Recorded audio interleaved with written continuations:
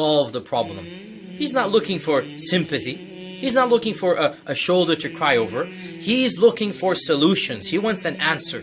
So he's going to go to somebody whom he looks up to for knowledge, for inspiration. He's going to say, you know, this happened to me. And they'll be silent. And he'll want a response. Well, you know what? You should do da da da da da. That's exactly why he's speaking.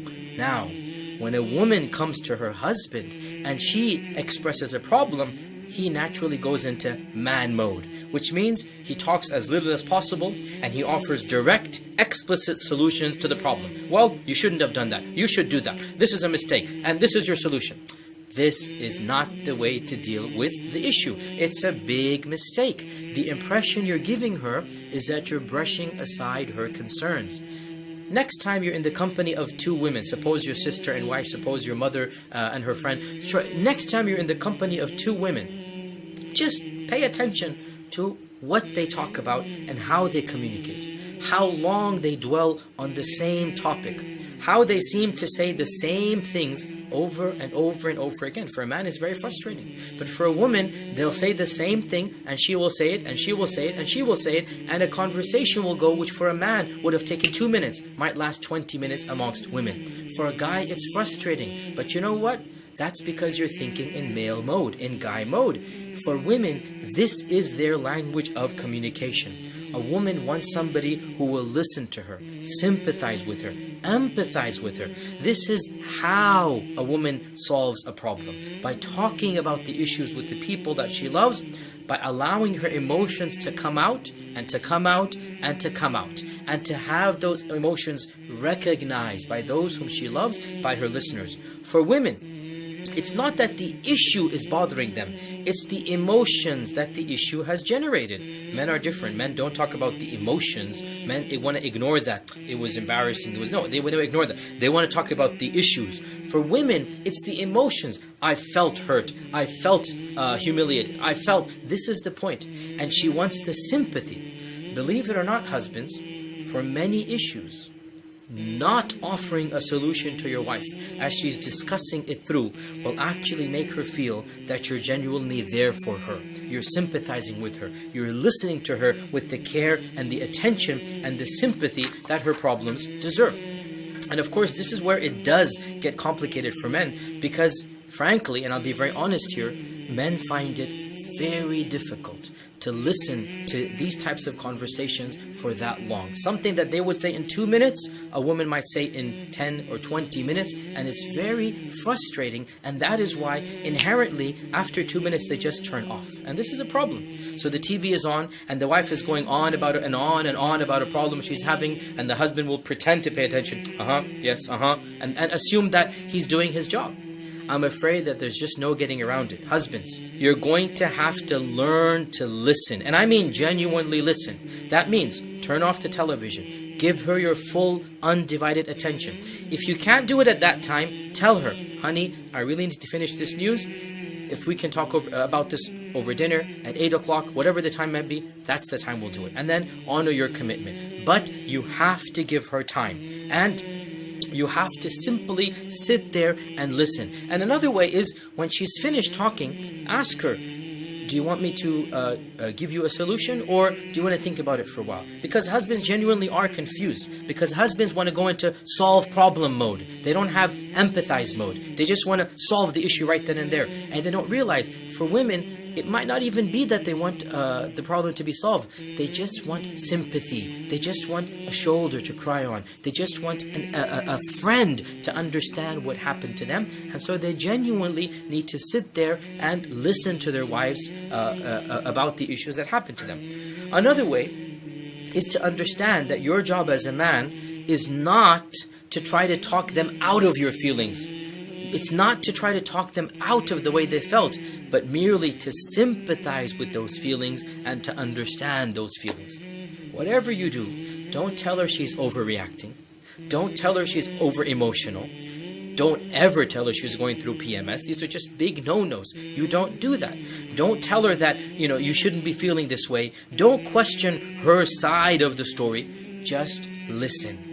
Try to see it from her perspective. And after she's done, then ask her, Do you want me to help you think of a solution? And always sympathize with her. So for example, if she was hurt, just hug her, hold her hand and say, yeah, that must have been very painful. Or how could she have done that? Just sympathize. That's the first stage. Problem solving will come. But the first thing you have to do is to be a friend to your wife. And that's something that honestly men do find very difficult. But if you want a genuine relationship with your wife, you're going to have to learn to be friends with them, to be companions with them, to open up to be a genuine life partner. The next point. For women,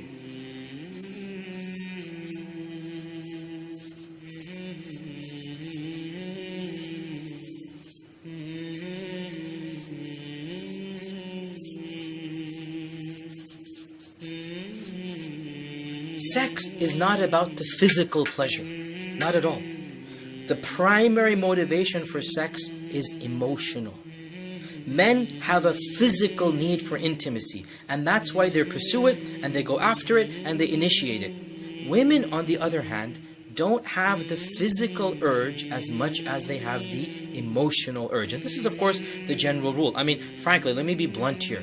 The escort services, who's servicing whom? The pornography industry, who's servicing whom? It's women servicing men's desires. It's very rare to find the other way around. It's men who desire the physical. What do women want? Romance novels, right? The Hollywood movies about relationships. This is what women want. That's what their stimulus is appealed by. And that's the point that we need to understand. For a woman, sex is about the emotional connection and not necessarily about the physical connection. Therefore, men need to understand that if a woman doesn't feel like it, or doesn't get as enthused about sex as you do, or makes excuses to get out of it, it's nothing to do with you and your performance. Don't take it personally, and don't assume that your wife is any different from any other woman. The problem comes, and I've said this so many times before, when a guy's in love, he automatically wants to have sex with the woman he's in love with. For a woman, being in love means she wants to emotionally connect. And sex is a secondary thing. It's not the primary thing. And we mentioned in our class that a woman's arousal is not like a man's.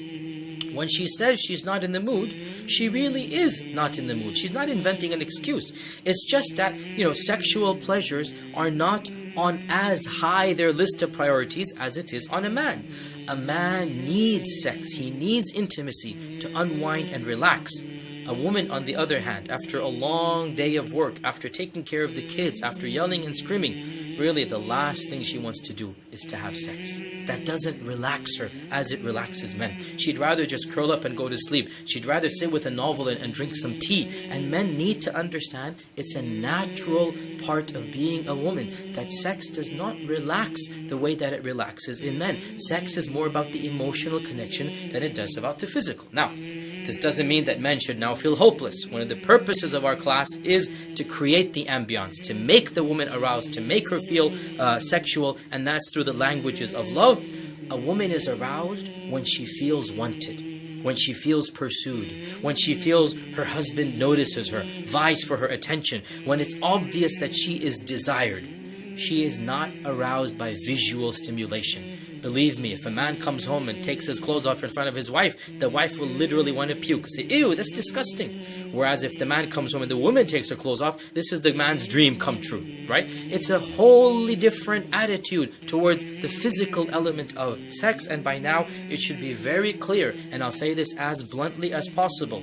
How you treat your wife in the kitchen will translate into how your wife treats you in the bedroom. It's as simple as that. The sixth point.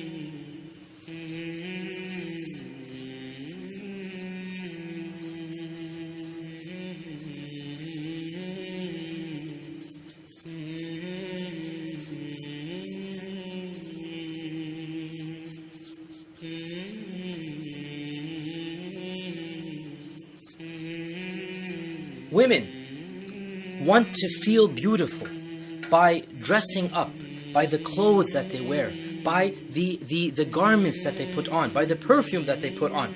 And Allah Azza wa Jal Himself says in the Quran that أَوَمَنْ يُنَشَّأُ فِي الْحِلْيَةِ, that He's talking about women, and He goes that this, the woman who is raised up in an environment of adorning herself, it's in the nature of women to accessorize. What does accessorize mean? Put on makeup, put on earrings, put on jewelry. And when she does this, then husband or man, you need to realize that she's doing this in order for you to notice her, in order for you to show your attraction and appreciation. It is one of the worst crimes you can do as a husband, that when your wife changes her hairstyle, you don't notice it. When the wife dresses up, you don't comment about it.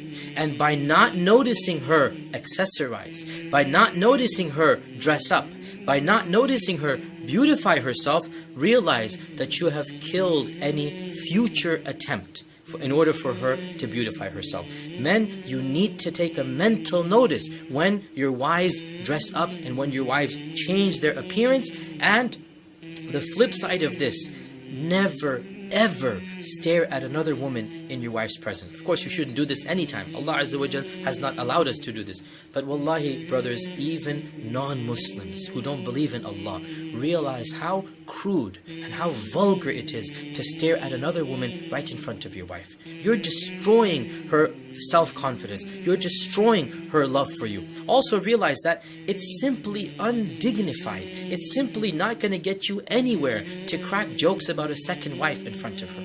I'm not making fun of the concept of a second wife. What I'm saying is, do you really think your wife is going to love you more? Do you really think that's going to make her appreciate you more if you casually throw in every second sentence a joke about a second wife? That's not the way to do it. And our Prophet ﷺ never once joked about another woman, even if he married one. He didn't crudely throw it as a taunt every time something happened. That's not the way of a gentleman. You need to show your wife that she is the most important, the most beautiful object on earth. And that's not going to be done if you stare at other women. And the final point that I want to mention,